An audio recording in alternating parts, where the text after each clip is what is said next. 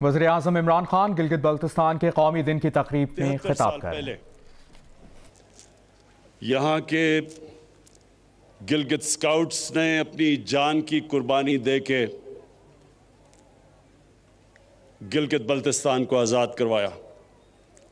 तो मुझे आज बड़ी खुशी है कि मैं अब दूसरी दफ़ा फिर दूसरे साल फिर यहाँ आपके साथ खुशी बनाने आया हूँ। और इंशाअल्लाह जब तक मैं वज़ीर आज़म रहूँगा मेरी हमेशा कोशिश होगी कि ये जो दिन है 1 नवंबर ये मैं आपके साथ गुजारूं।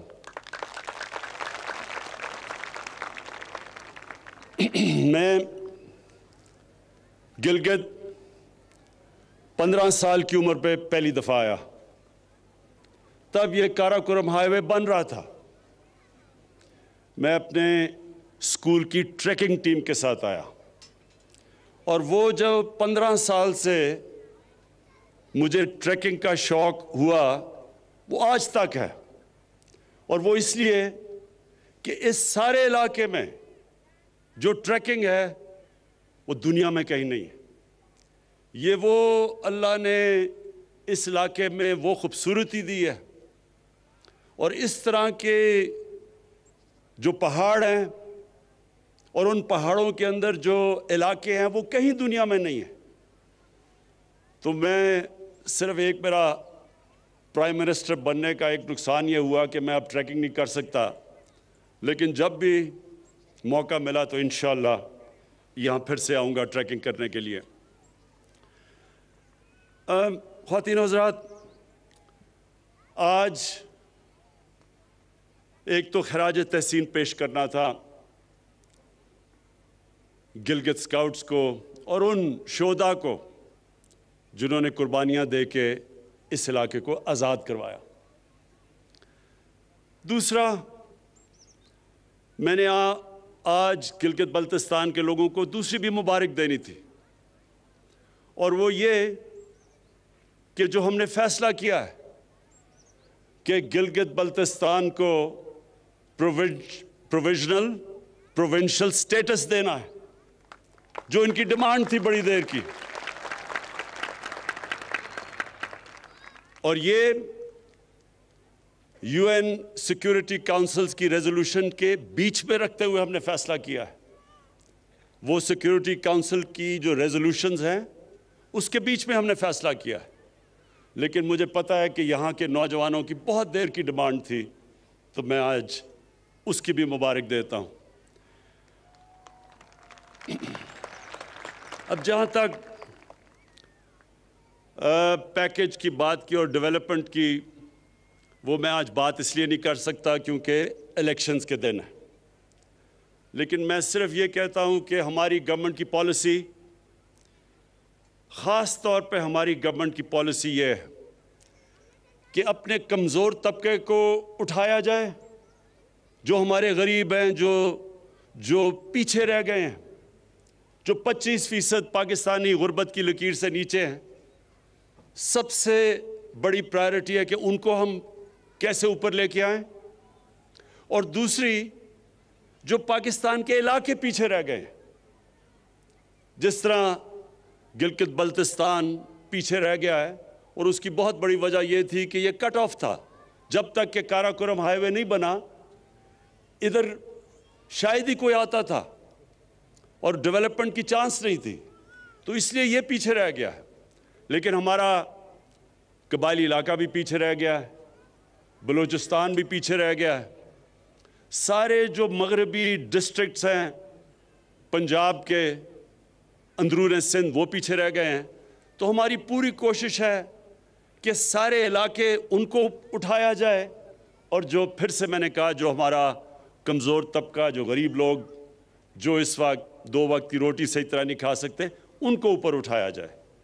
तो इंशाअल्लाह आने वाले दिनों में आप देखते रहेंगे कि हम जिस तरफ जा रहे हैं, हमारी जो सारा डेवलपमेंट का प्रोग्राम है वो जाएगा ही उस तरफ, उन इलाकों में जो पीछे रह गए।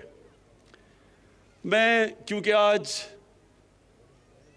मेरे फ़ौजी भी सामने खड़े हैं, जवान सामने खड़े हैं, मैं सारी अपनी कौम को अहमियत बताना चाहता हूं कि कितना ज़रूरी है एक मजबूत फ़ौज की, एक मजबूत फ़ौज का होना पाकिस्तान के लिए।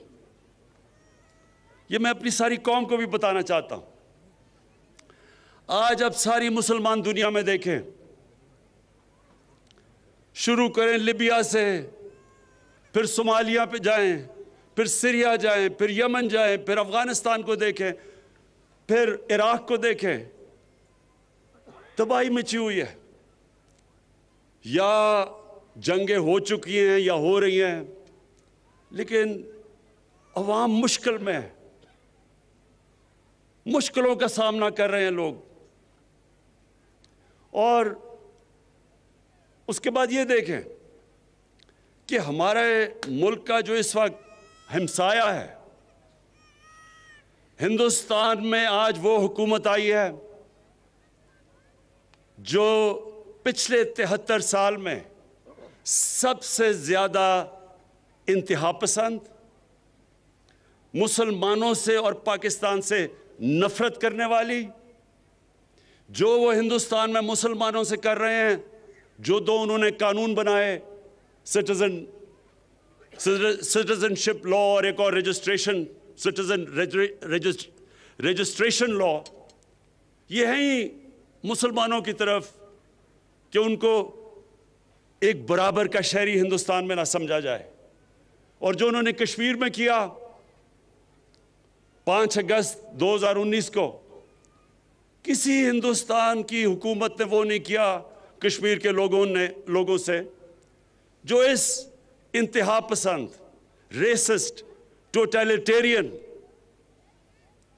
जो रेशल सुप्रीमेसी में बिलीव करती है, बाकी इंसानों को बराबर नहीं समझती, हिंदुत्वता का जो नारा लेके आई है, उन्होंने जो कश्मीरियों पर जुल्म किया, कभी इस तरह का जुल्म पहले नहीं हुआ। तो उस तनाजुर में देखना चाहिए कि कितनी ज़रूरत है आज हमें एक मजबूत पाकिस्तान की फ़ौज की और सिक्योरिटी फोर्सेस की। कोई हफ्ता नहीं गुजरता जब हमारे सिक्योरिटी फोर्सेस अपनी जान की कुर्बानियां नहीं देते। पुराने कबायली इलाका जो मर्ज डिस्ट्रिक्ट्स हैं, अब उधर से लेके अब बलूचिस्तान, कराची में भी कभी कभी एक पूरा प्लान से पाकिस्तान के खिलाफ दहशतगर्दी की जा रही है। और कौन इनके सामने खड़ा है? हमारे फौजी, हमारी सिक्योरिटी फोर्सेस, जो अपनी जान की कुर्बानियां देती है। और हम वो खुशकिस्मत मुल्क हैं कि जो पिछले 15 साल में जिस तरह की 15 साल में दहशतगर्दी पाकिस्तान में हुई, और जो हमारे दुश्मनों ने पूरा फ़ायदा उठाया उससे और हमें डिस्टेबलाइज करने की कोशिश की, हम अपनी आज सिक्योरिटी फोर्सेस को दाद देते हैं कि इनकी वजह से आज पाकिस्तान महफूज है, और इनकी वजह से, इनकी कुर्बानियों की वजह से आज हमारा वो हाल नहीं है जो कई और मुसलमान मुल्कों का हाल है। और हमें यह भी पता है कि ये जो नरेंद्र मोदी की हुकूमत है, ये हर किस्म का अंदर इंतशार सिर्फ दहशतगर्दी के जरिए नहीं, जो इनका कुलभूषण यादव ने जो बताया कि कैसे बलूचिस्तान में और कराची में उसकी मिशन थी दहशतगर्दी करने की, ये अंदर और इंतशार फैला रहे हैं। शिया सुन्नी की लड़ाई प्लान किया हुआ था कि शिया और सुन्नी के आलमों को कत्ल करवाएं ताकि इंतशार फैले। और वो भी मैं आज दाद देता हूं अपनी इंटेलिजेंस एजेंसीज को कि जिन्होंने बहुत इनके प्रोग्राम थे इंतशार फैलाने के, वो पाश किए। मैं आज जो आखिर में बात करना चाहता हूं, वो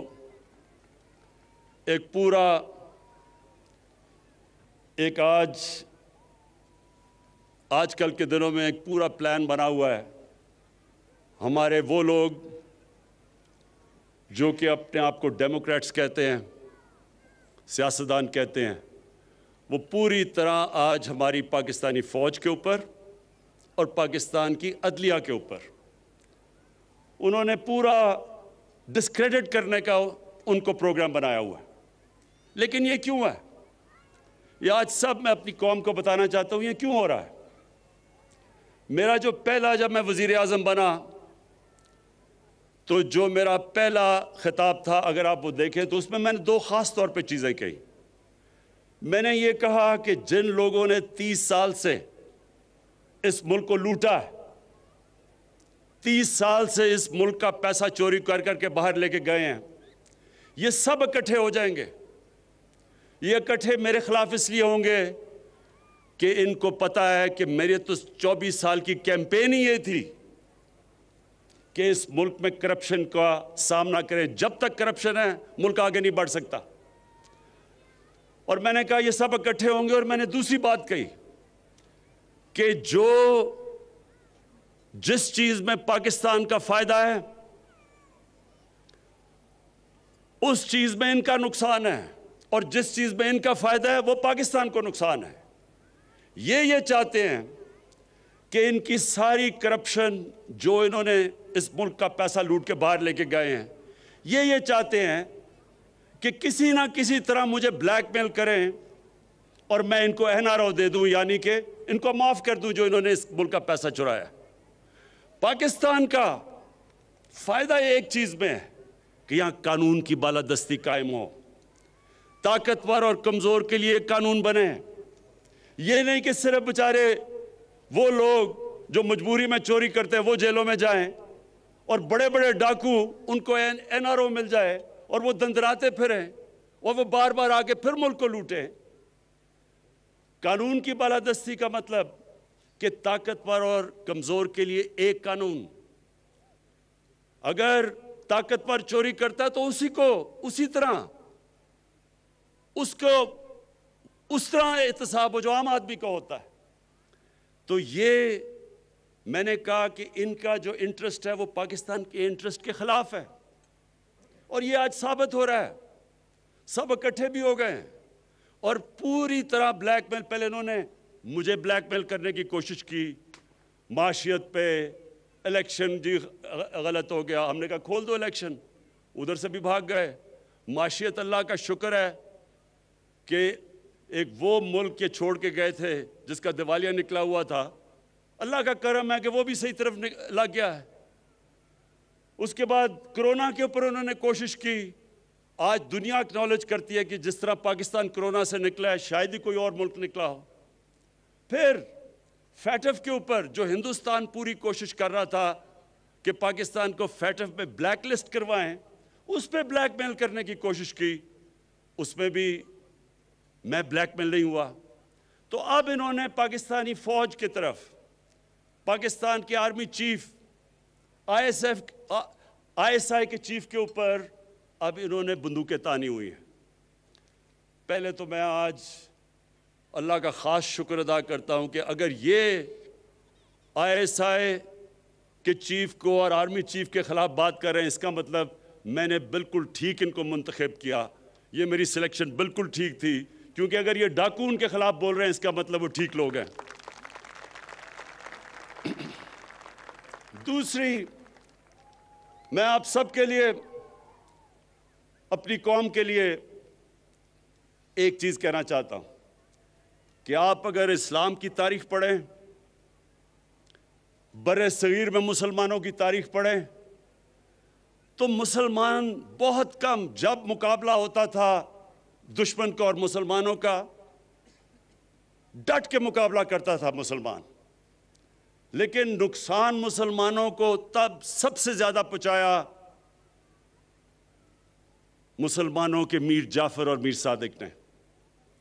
ये वो गद्दार थे जो अंदर से साजिश करके मुसलमानों को, इन्होंने उन कौमों को गुलाम बना दिया सिर्फ जाती फायदों के लिए।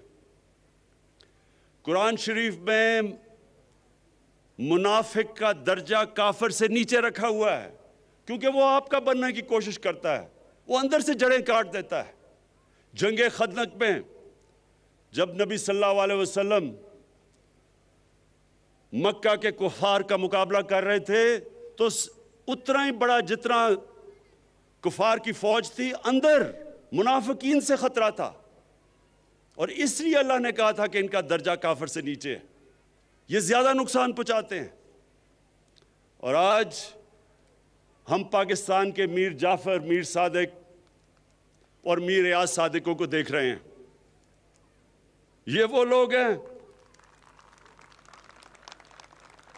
ये वो लोग हैं जो आज नरेंद्र मोदी की जुबान बोल रहे हैं।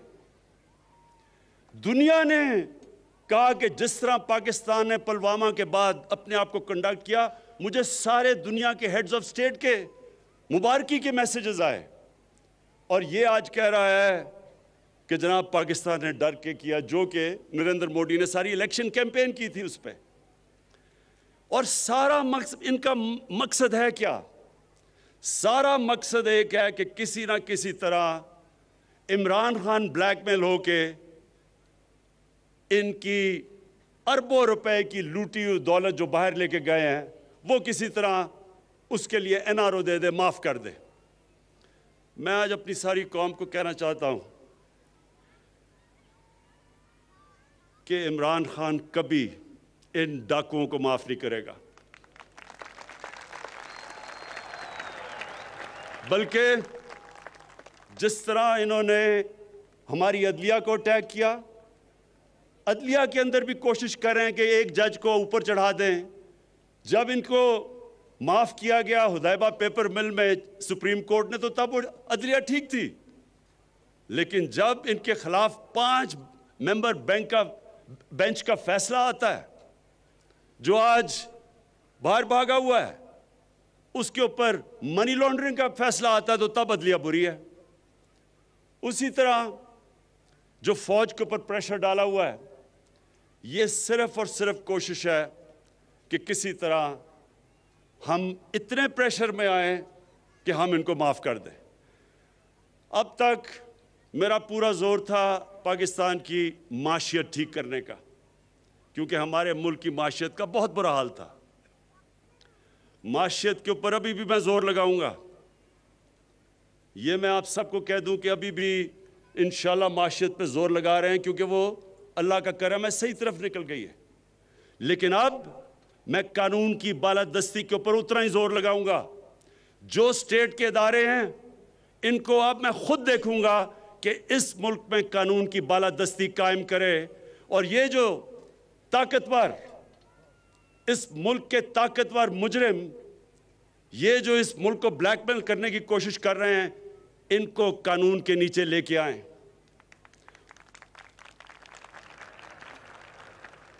और इंशाअल्लाह आने वाले दिनों में आप देखेंगे